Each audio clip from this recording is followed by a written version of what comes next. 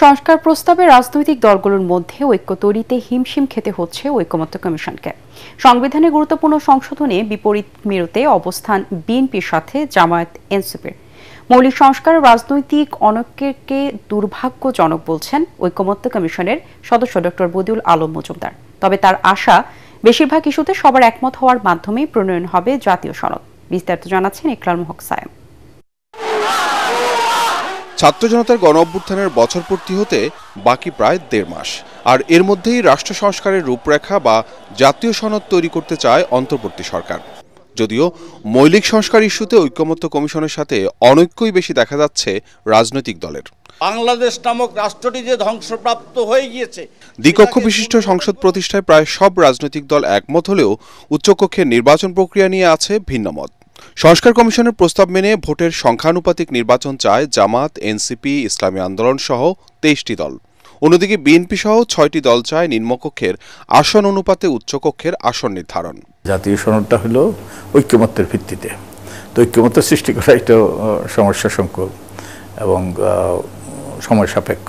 মৌলিক সংস্কার যেখানে সংবিধান সংশোধন লাগবে সেখানেই সমস্যা। এটা দুর্ভাগ্যজনক। একটা বড় কারণ আমাদের রাজনীতিতে যে ভারসাম্য ছিল সেই ভারসাম্য নষ্ট হয়ে গিয়েছে। একটা বড় দল তারা ক্ষমতায় যাবে, এটা প্রায় সবাই মনে করে। তো এই যে ভারসাম্যহীনতা কিন্তু একটা বড় বাধা হয়ে দাঁড়িয়েছে। স্বৈরাচারের পুনরুত্থান ঠেকাতে একক কর্তৃত্ব ক্ষমতা কমাতে একই ব্যক্তিকে দলীয় প্রধান, সরকার প্রধান ও সংসদ নেতা না করার প্রস্তাবে সায় নেই বিএনপির। যদিও এই প্রস্তাবে রাজি জামাত, এনসিপি। প্রধানমন্ত্রী পদ দুবারে সীমাবদ্ধ করার সুপারিশেও একমত হয়নি বিএনপি সহ ৭টি দল। একই সাথে রাষ্ট্রপতি নির্বাচন প্রক্রিয়া নিয়েও বিএনপির সাথে মতভেদ জামাত, এনসিপির। রাষ্ট্রপতি বিভিন্নভাবে নির্বাচনের প্রস্তাব এসছে, যে সংসদের যে দুই কক্ষের ভোটের মাধ্যমে এবং গোপন ভোটের মাধ্যমে এই প্রস্তাব এসছে। তারপরে আরেকটা প্রস্তাব হলো একটা ইলেকটোরাল কলেজ, যেমন সব স্থানীয় সরকার প্রতিনিধিদেরকে নিয়ে একটা ইলেকটোরাল কলেজ। এরপরে অনেক দলেরই ইতিবাচক দৃষ্টিভঙ্গি আছে, আবার কিছু কিছু দলের ব্যাপারে তারা আগ্রহী না। এখন তো আমাদের বর্তমান পদ্ধতিতে প্রধানমন্ত্রী তিনি আবার সংসদ নেতা হন, একই সাথে তিনি দলের প্রধান হন। তো এটা কিন্তু একটা খুব ভয়ানক যে ক্ষমতার কেন্দ্রীভূতকরণ।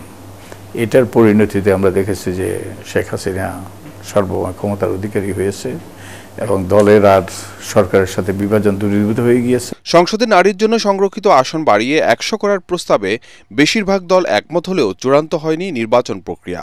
সব মিলিয়ে মৌলিক সংস্কারে ঐক্য না এলে জুলাই সনদে সম্মত না হওয়ারও হুঁশিয়ারি দিয়েছে এনসিপির আহ্বায়ক নাহিদ ইসলাম। আলাপ আলোচনা চালিয়ে যাচ্ছি, আশা করা যায় কিছু বিষয়ে আমরা ঐক্যমত্যে পৌঁছতে পারবো। তো আমরা আশাবাদী এবং যে আগামী মাসের মধ্যে, জুলাই মাসের মধ্যে আমরা একটা জাতীয় সনদ প্রণয়নের করতে পারবো এবং রাজনৈতিক দলগুলো এটা স্বাক্ষর করবে।